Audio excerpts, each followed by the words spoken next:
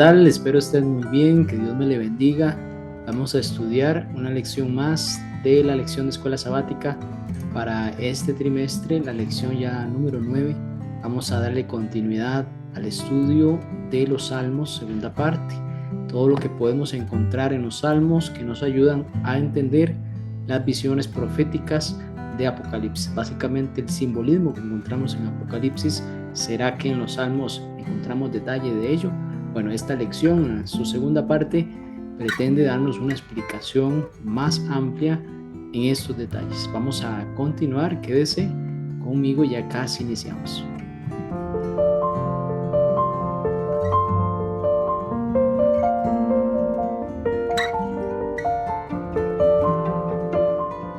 Bien, gracias por acompañarme. Iniciemos con una oración. Muchas gracias, Dios, un espacio más nos das, Padre Santo, por permitirnos estudiar tu palabra. Gracias, oh Señor, que en tu misericordia podemos acudir a ella, aprender más de Cristo. Tu Santo Espíritu nos muestre lo que tienes dispuesto para nosotros en esta oportunidad. En el nombre de Jesús, amén. Bien, el texto para memorizar lo vamos a encontrar en Salmo capítulo 67, versículo 3 al 4. Dice así la palabra de Dios: Dios, alábente los pueblos, todos los pueblos te alaben. Alégrense y gócense las naciones, porque juzgarás a los pueblos con equidad y guiarás a las naciones en la tierra. Esta es una hermosa declaración de fe y también pues de esperanza universal. Aquí todos los pueblos van a alabar a Dios, todas las personas van a alabar a su Creador. Dice que se van a alegrar, se van a gozar las naciones. Una razón importante: Dios juzga a los pueblos con equidad y también los guiará en la tierra. Es una visión importante aquí del salmista, ese deseo de Dios de que todos sus hijos estén en armonía y también pues Él mostrando equidad por medio de sus juicios. Vemos también aquí que esta visión, este mensaje armoniza con los mensajes de Apocalipsis 14, el mensaje de los tres ángeles. También buscan hacer un llamado universal, adorar a Dios, adorar al Creador. Justamente este salmo nos invita a adorar todos los pueblos, a adorar a Dios y alegrarse. Vemos también cómo en el libro de Apocalipsis, al estudiar este libro importante, podríamos encontrar definitivamente esos símbolos impactantes como las bestias, dragón. Hay persecución, hay elementos que podrían darnos miedo, que podrían opacar el verdadero sentido de la revelación de Jesucristo, como es así también conocido el libro de Apocalipsis, porque realmente el enfoque de Dios mostrarnos las profecías es poder conocer nosotros el carácter justo de Dios. La intención de Dios al mostrarnos las profecías es revelar que Él es un Dios justo y que también pues Él tiene un plan, y ese plan consiste en erradicar el pecado, pero sin quitarle la libertad o el libre albedrío que tenemos los seres humanos. En los salmos hemos visto cómo Dios también los ha utilizado para darle significado a las profecías en el Apocalipsis, ya que los salmos nos hablan, por ejemplo, del juicio divino, nos hablan de la liberación de los justos, de la victoria de Dios sobre el mal, la restauración del orden perdido. De eso nos hablan los salmos, en medio del llanto, del lamento, de la alegría, de la congoja de los salmistas.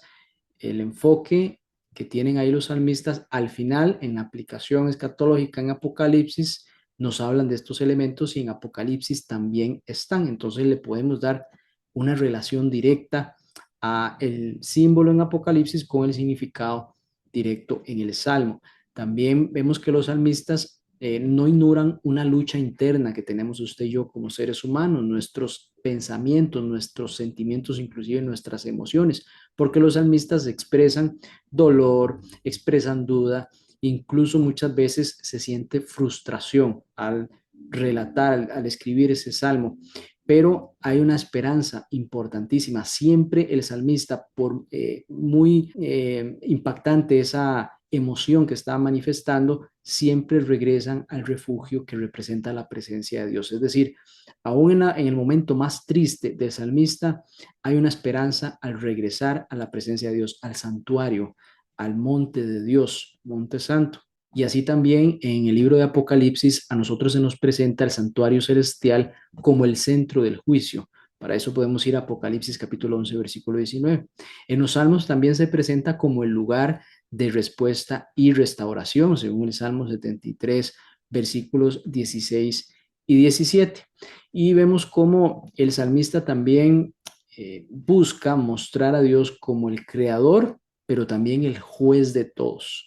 Es esa apelación constante del salmista de presentarnos a Dios como el creador, y que Él nos creó a nosotros y no nosotros a nosotros mismos. Eso se alinea definitivamente con el llamado del primer ángel de Apocalipsis 14 al invitar a adorar a Dios, al creador de todas las cosas. Esta verdad pues definitivamente destaca el poder de Dios, pero también destaca su derecho, un derecho legítimo que tiene de Dios de gobernar con justicia a todas las naciones. También hay preguntas que sin duda alguna usted y yo nos hemos hecho, también se lo hacían los salmistas. ¿Por qué Dios no actúa con más rapidez contra el mal?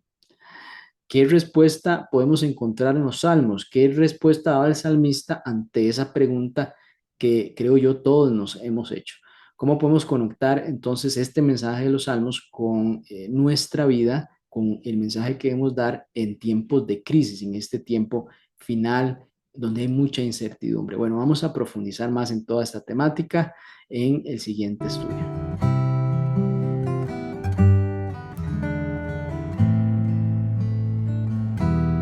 Vamos a hacer un breve análisis del Salmo 46. Este salmo tiene una poderosa declaración de fe en medio de escenarios de caos global.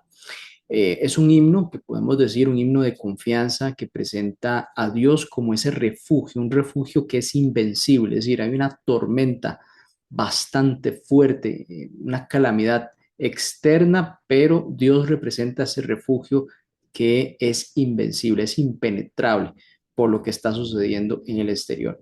Por ejemplo, en medio de terremotos, en medio de catástrofes naturales, también de guerras.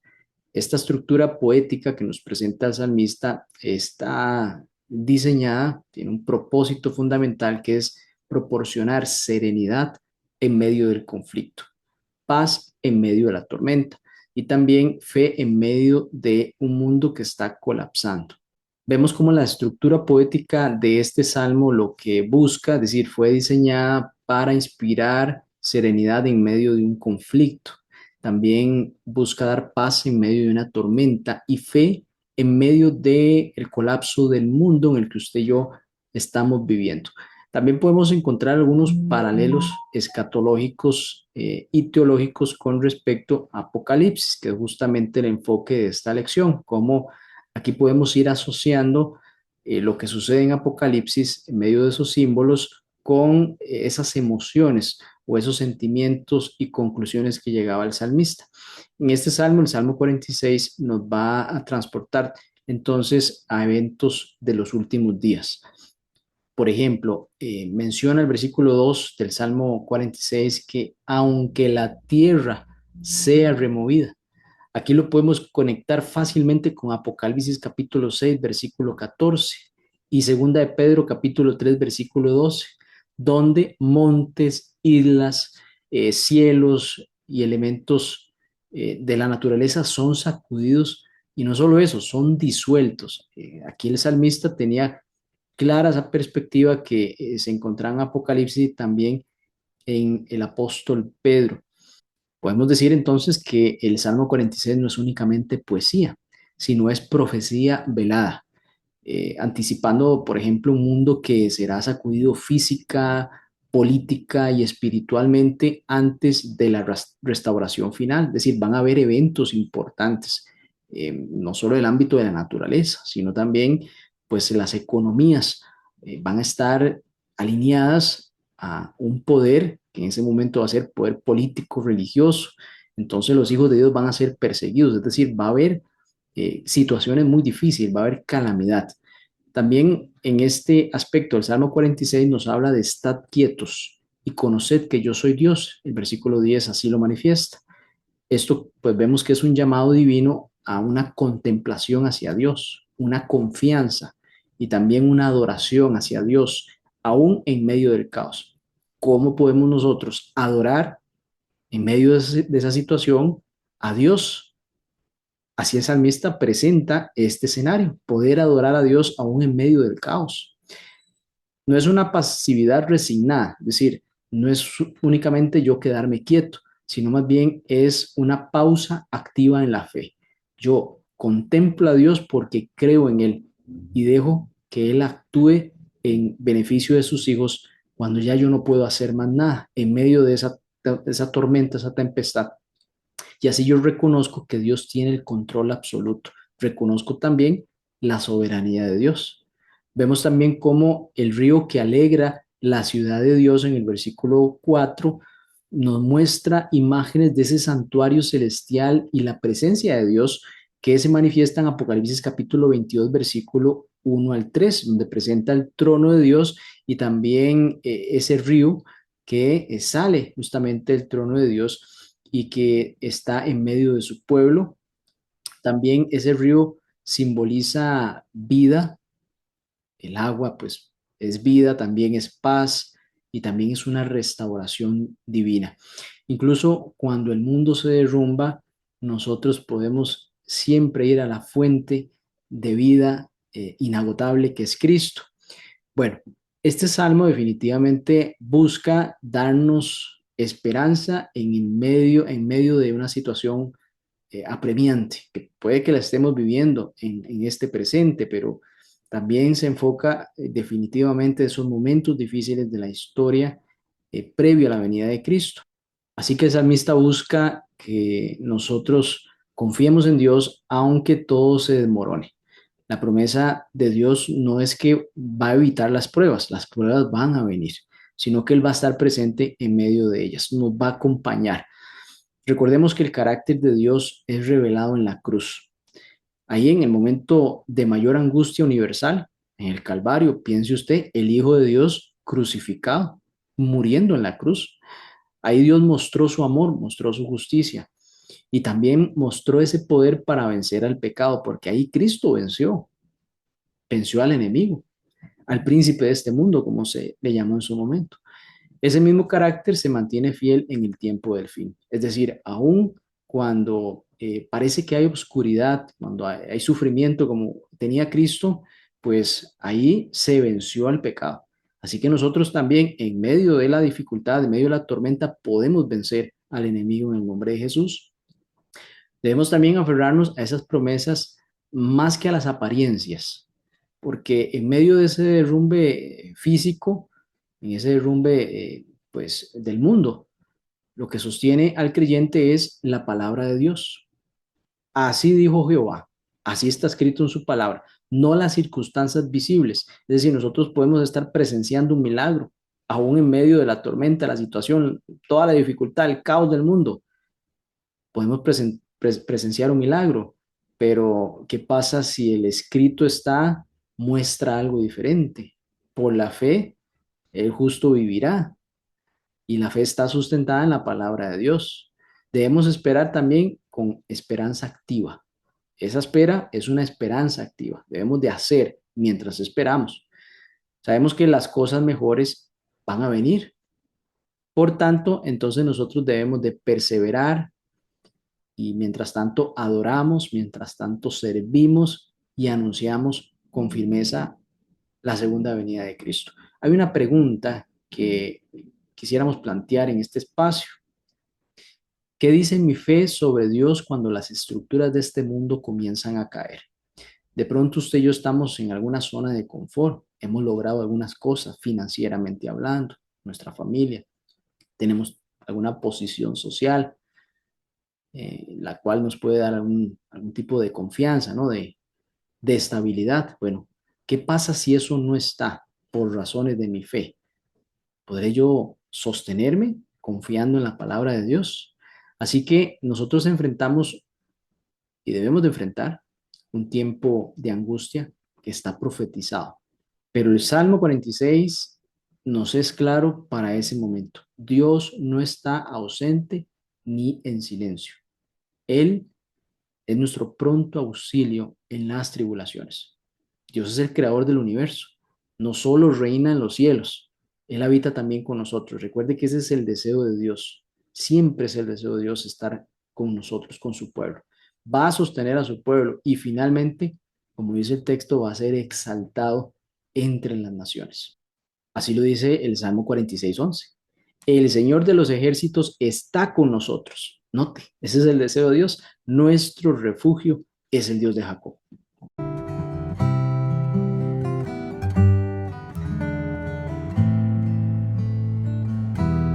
Podemos encontrar esperanza en medio de la confusión. En Salmo 46, Jeremías capítulo 4, Daniel 7, Apocalipsis 21 podemos encontrar respuestas a esa pregunta. También, antes de profundizar, podemos hacernos una pregunta más. ¿Es todo simbólico o también se puede tomar de forma literal? Muchos de los pasajes que vemos en el libro de Salmos están escritos en un lenguaje poético, también simbólico. Pero cuando se trata del juicio de las naciones y la restauración de este mundo, cuando Dios establece su reino, el mensaje tiene tres connotaciones. Es directo, profético y también literal. Dios sacudirá, escuche bien, este mundo y reemplazará todos los sistemas humanos por su reino que es eterno, un reino justo. El Salmo 46 no solo habla de terremotos, maremotos, sino también de una transformación espiritual, una revolución espiritual, podemos decirlo así, donde todo lo que el hombre ha levantado a lo largo de su historia va a ser removido y solo va a permanecer lo eterno, el fundamento de Dios. Jeremías capítulo 4, versículo 23 dice: así miré a la tierra y he aquí que estaba asolada y vacía, y a los cielos y no había más luz. Aquí Jeremías, en esta visión, describe el juicio sobre Judá, que también simboliza el destino final de este mundo.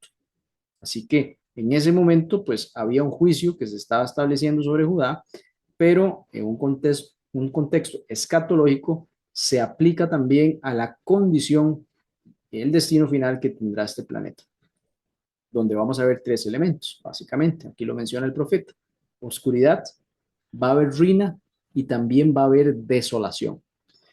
Este pasaje también se asemeja al estado de la tierra antes de la recreación prometida de parte de Dios y revelada en Apocalipsis capítulo 21 y versículo 1. Cuando Dios hará, dice el texto, cielo nuevo y tierra nueva. Así que Jeremías tenía una visión de lo que también se presenta en el libro de Apocalipsis. Vemos cómo en Daniel capítulo 7 se muestra ese mar agitado. Está agitado por cuatro vientos. Dice que emergen cuatro bestias. Esto sabemos que representan imperios humanos, poderes políticos también. Aunque esos reinos se van sucediendo uno tras otro, ninguno es un lugar permanente, ninguno es un lugar definitivo ni seguro para el pueblo de Dios. Vemos muchas historias a través de la palabra de Dios cuando se fueron al cautiverio, Babilonia, y después sucedieron otros reinos, y podemos obtener tres connotaciones de estos reinos: los reinos de los hombres, que son, uno, temporales; dos, son violentos; y también encontramos corrupción. Solo que al final de la visión, en Daniel capítulo 7, versículos 13 al 14, dice: vino el Hijo del Hombre y le fue dado dominio eterno.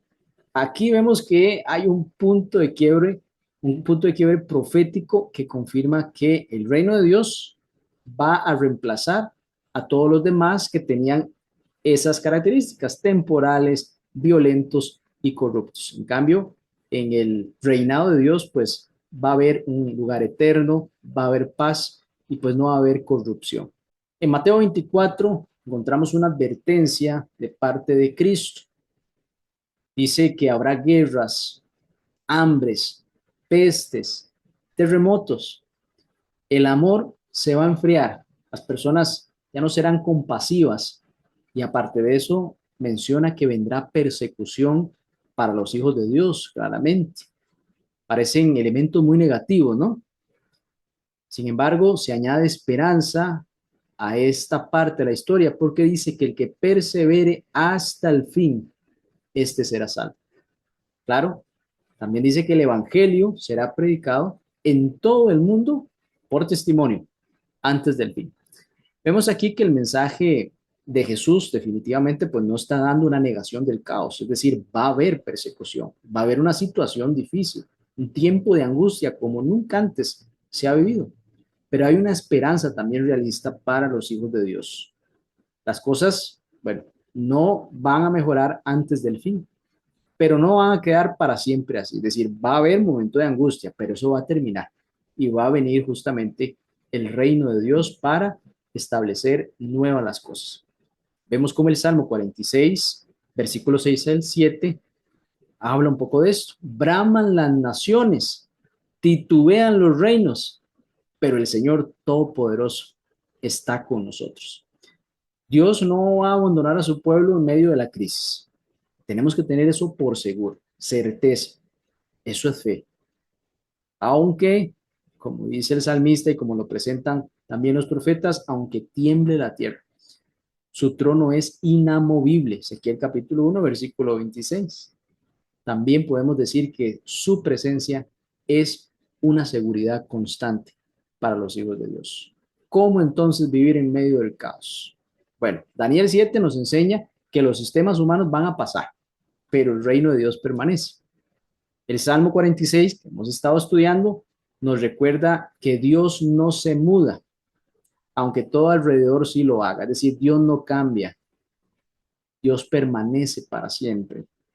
Y Jeremías capítulo 4 muestra que el juicio de Dios es inevitable, pero cuando se establezca ese juicio justo sobre todas las naciones, pues vendrá ese reinado de parte de Dios. Apocalipsis 21 asegura que lo mejor está por venir, aun cuando presenciemos mucha oscuridad en este mundo que vivimos.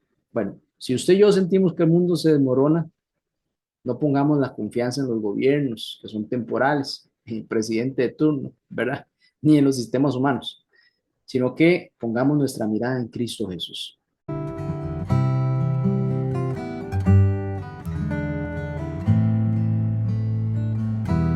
Vamos a leer el Salmo capítulo 47, versículo 1 al 4. Dice, aclamad con júbilo a Dios, habitantes de toda la tierra. Cantad salmos a nuestro Dios, porque Dios es el Rey de toda la tierra. Él someterá a los pueblos debajo de nosotros y las naciones bajo nuestros pies. Él elegirá nuestra heredad para nosotros, la hermosura de Jacob, la cual amo. Vemos un momento glorioso, un momento también de victoria para los hijos de Dios. Vamos a estudiar tres elementos que nos enseña estos textos del 1 al 4 del Salmo capítulo 47. El primero está relacionado al reino de Dios. Aquí el salmista nos presenta una visión gloriosa del dominio final de Dios. Vemos a Dios como rey, un rey que somete a las naciones, pero no lo hace como lo hace el enemigo, como siempre ha querido hacer el enemigo, que es someter al ser humano por la violencia, por la opresión, por el engaño, sino que Dios va a someter a las naciones en su reinado por la justicia. También vemos que hay un pueblo que recibe una herencia, esa hermosa heredad que está esperando por nosotros, se nos dará. Vemos aquí la promesa de un reino que está bajo el gobierno de Cristo y morará Dios con los hombres y nosotros seremos su pueblo, dice el libro de Apocalipsis. Esta herencia pues no es materialista, sino más bien una herencia espiritual, la vida eterna, las moradas celestiales, vivir con Dios en su reino que ha sido restaurado. También, como segundo aspecto de estos versículos en el Salmo 47, vemos que hay un simbolismo de los pies. Veamos qué dice cuando alguien pues ponía sus pies sobre algún enemigo o sobre alguna tierra. Por ejemplo, en Job capítulo 1, versículo 7, Satanás dice que estaba merodeando la tierra, afirma que él tenía control sobre la tierra porque la estaba recorriendo, es decir, sus pies en forma simbólica estaban posándose sobre la tierra, la estaba recorriendo, entonces eso tenía una señal de dominio sobre ese lugar. Abraham, por ejemplo, en Génesis capítulo 13, versículo 17, dice que debía de recorrer la tierra como señal de herencia prometida, no solo visualizarla, sino que sus pies estuvieran sobre la tierra que era la herencia. También vemos cómo Jesús en su regreso, en, cuando se establezca la tierra nueva, dice que afirmará sus pies sobre el monte de los olivos. Zacarías capítulo 14, versículo 4. Esto indica que va a haber una restauración y una victoria definitiva. Es el momento en el cual el reino de Dios será establecido finalmente aquí en la tierra. Y como elemento número 3, analicemos las dos venidas futuras de Cristo. Bueno, Él vino por primera vez como un niño, murió y resucitó. Dice que vendrá por segunda vez. Esta es la segunda venida de Cristo que esperamos. Será futura para nosotros. Estamos esperando la segunda venida de Cristo. En Primera Tesalonicenses capítulo 4, versículo 13 al 17, dice que Cristo viene en las nubes, los muertos van a resucitar y los justos suben al cielo junto con los que han resucitado y Cristo los estará esperando en las nubes de los cielos. Y vemos también que el reino se inaugura en la gloria celestial, es decir, vamos con Cristo a las mansiones celestiales. En esta otra etapa, la tercera venida de Cristo, podemos decir lo que es postmilenio, en Zacarías capítulo 14, versículo 4 al 9, dice que Cristo desciende, pisa el monte de los olivos, es decir, pone sus pies sobre el monte de los olivos y se establece ahí el reino eterno, es decir, un símbolo de posesión. Vemos cómo ese reino se establece entonces ahora en la tierra purificada. Bajo estas dos venidas pendientes de parte de Cristo, entonces la próxima vamos a ascender con él al cielo, pero después del milenio vamos a tomar posesión de la tierra, es decir, la tierra nueva, esa heredad. Entonces, hay diferencias claves entre estos dos momentos y también el propósito. En Primera Tesalonicenses, referente a la segunda venida de Cristo, Cristo recoge a los redimidos y se los lleva con él.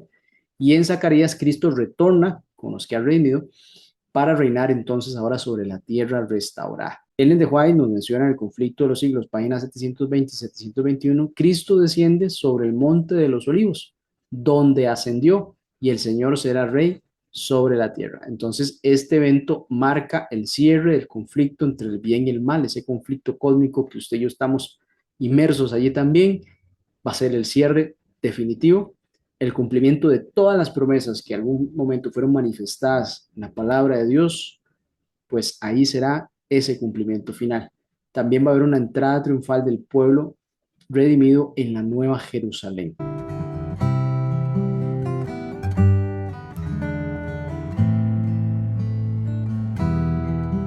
Veamos qué significa el vino en la palabra de Dios. En la Santa Cena, la última cena del Señor con sus discípulos, ahí Jesús ofrece el vino como un símbolo de su sangre derramada y es para vida eterna. Nosotros debemos de beber de esa sangre de forma simbólica que representa pues esa vida eterna que Dios nos da en Cristo Jesús. Y en Apocalipsis se representa una copa de vino, pero que está llena de la ira de Dios y que los impíos van a beber de esta copa. El Salmo 75 nos conecta estas dos realidades. La primera es que Dios, que exalta al justo, también va a derramar juicio sobre el impío. Y la copa que está en la mano de Dios, todos debemos de elegir cuál beber.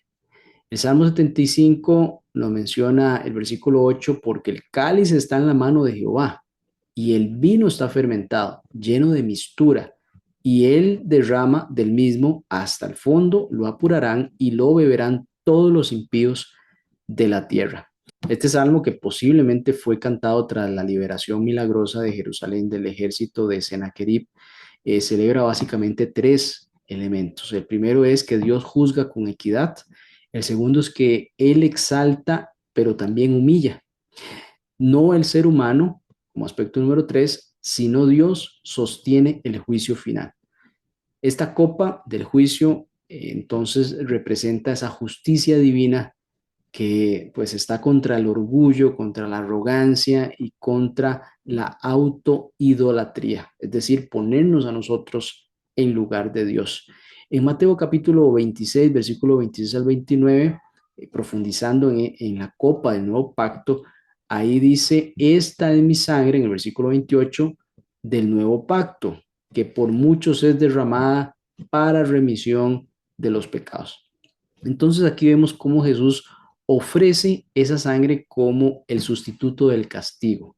Él va a derramar su sangre para perdón de nuestros pecados.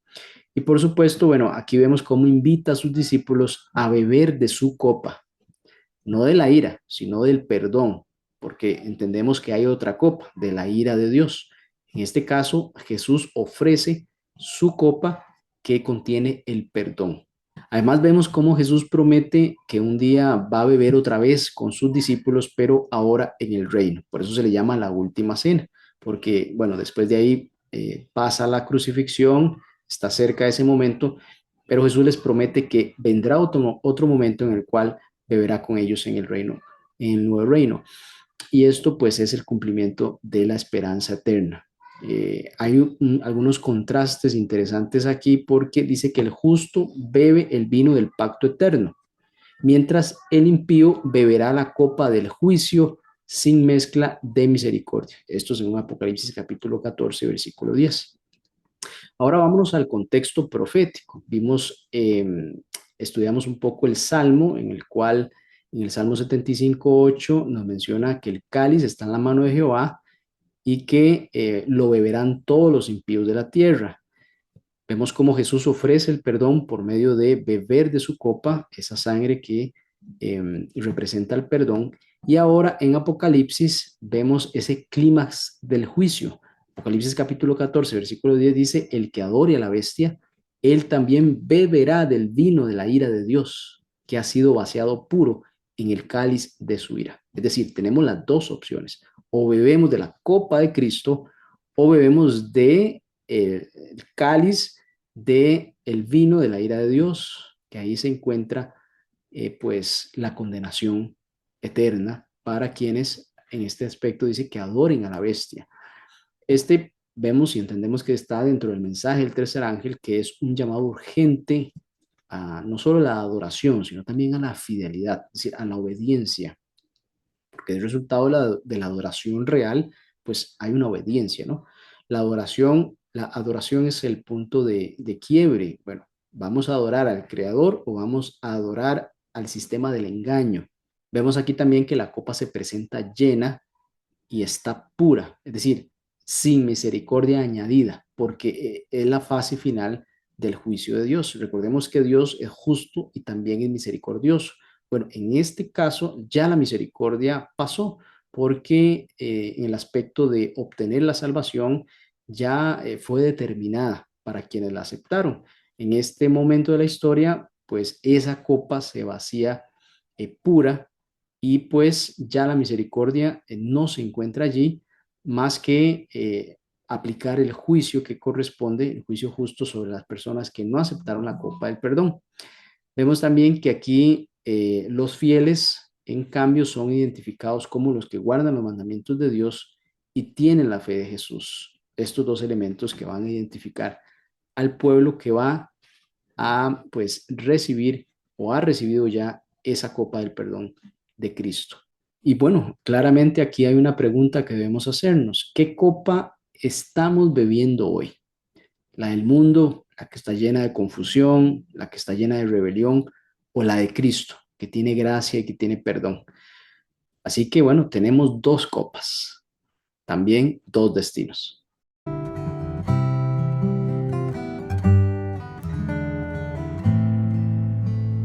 Es necesario que otros conozcan de la salvación de Dios. Así lo quiso expresar el salmista, así lo manifestó en el Salmo 67 y vamos a asociarlo con Apocalipsis 14, versículos 6 al 12.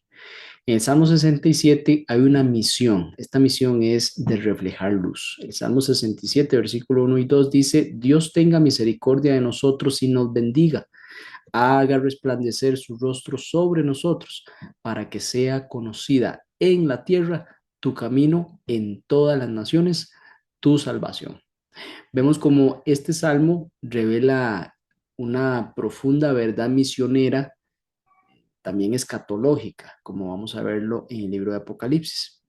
La bendición de Dios, podemos concluir que no es un fin en sí mismo, es decir, cuando recibimos la bendición de Dios, ahí no termina, sino más bien es un medio por el cual el mundo conozca su camino. Por eso la predicación del Evangelio antes de la venida de Cristo será por testimonio. Nosotros somos iluminados para iluminar, somos como reflectores, somos bendecidos para bendecir y también salvados para salvar. Así es como Dios desea que su plan de salvación sea manifestado a todos los hombres. Recordamos cómo en el libro de Números que hay una bendición sacerdotal, 24 versículos 26 del capítulo número 6, dice, haga resplandecer su rostro sobre ti y tenga de ti misericordia. Dios alce a ti su rostro y ponga en ti paz. La cruz de Jesús pues hizo realmente lo imposible, que fue básicamente pecadores puedan contemplar el rostro de Dios sin ser destruidos. Podemos acercarnos al trono de Dios, estar frente al trono de Dios sin ser consumidos solo por esa intercesión de Cristo. Que esa gloria que estaba oculta detrás del velo ahora pueda resplandecer en nuestros corazones. Así lo dice 2 Corintios capítulo 4, versículo 6. Pero esa luz no puede ser guardada, no puede quedar debajo de la mesa. Aquí es donde entra nuestra, podemos llamarle una responsabilidad profética, y vemos la conexión con Apocalipsis capítulo 14, versículo 6 al 12, porque hay prácticamente una iglesia que vuela. Vi volar por el medio del cielo a otro ángel que tenía el evangelio eterno para predicarlo a los moradores de la tierra. Vemos que este mensaje, el mensaje de los tres ángeles, es una respuesta prácticamente del cielo a ese caos moral, religioso y también espiritual que tiene el mundo en ese momento. Esta iglesia pues no se contenta únicamente con estar en la sala de espera del cielo, con una ficha ahí esperando a ser llamados, sino que lleva ese mensaje a cada nación, a cada tribu, a cada lengua y cada pueblo. Esa es la misión de la iglesia adventista, de proclamar el mensaje de los tres ángeles del Evangelio eterno, los que guardan los mandamientos de Dios y tienen el testimonio de Cristo, a todas las naciones. Por eso la iglesia está presente en la mayor parte del mundo y debe seguir abriendo camino en cada uno de estos pueblos lejanos, ¿no? Hay un paralelismo en el Salmo 67, claro que sí, con Apocalipsis capítulo 14. Dice el Salmo 67, versículo 2, sea conocido en la tierra tu camino. Y Apocalipsis capítulo 14, versículo 6 dice, para predicarlo a los moradores de la tierra. Definitivamente hay un asocio entre el Salmo y Apocalipsis relacionados a esa misión, después de haber sido salvados, después de haber sido bendecidos. Describe entonces esto la misión global con un mensaje que está centrado en el juicio, porque dice que la hora del juicio ha llegado, la adoración y la gloria a Dios como creador de todas las cosas. Así que en medio de un mundo sacudido por la confusión, el pecado, la arrogancia humana, estos salmos nos recuerdan que Dios sigue siendo nuestro refugio, juez justo, esperanza eterna. Mientras los reinos de este mundo tiemblan y los valores se desmoronan, el pueblo de Dios es llamado no solo a resistir, sino también a reflejar su luz. El Salmo 46 nos asegura que aunque la tierra sea removida, Dios está en medio de su pueblo. Salmo 75 proclama que la justicia prevalecerá, y el Salmo 67 nos invita a vivir para que la salvación de Dios se conozca en todas las naciones. Frente a esa copa de ira que beberán los que rechazan a Dios en Apocalipsis 14, Cristo nos ofrece la copa del nuevo pacto en su sangre y nos llama a proclamar ese evangelio eterno con urgencia, también con fidelidad. La iglesia no fue llamada a absorber luz, sino a irradiarla. no a esperar en silencio, sino a volar con el mensaje al mundo. Estos últimos días nuestro deber es claro, vivir con la esperanza, proclamar con valentía y reflejar al mundo la gloria del Dios que pronto será Rey sobre toda la tierra. Vamos a orar para finalizar. Gracias, Señor, por darnos este precioso mensaje, la salvación en Cristo Jesús, y también ese mensaje hermoso de que hemos sido salvos y que vamos a mostrar ese camino a quienes necesitan también de tu salvación. Danos, Señor, firmeza, esperanza, valentía, mantenernos firmes en este mundo cuando vengan las pruebas difíciles. Te lo pedimos en el nombre de Jesús. Amén. Muy bien, gracias por acompañarme. Nos vemos la próxima semana, si el Señor así lo permite.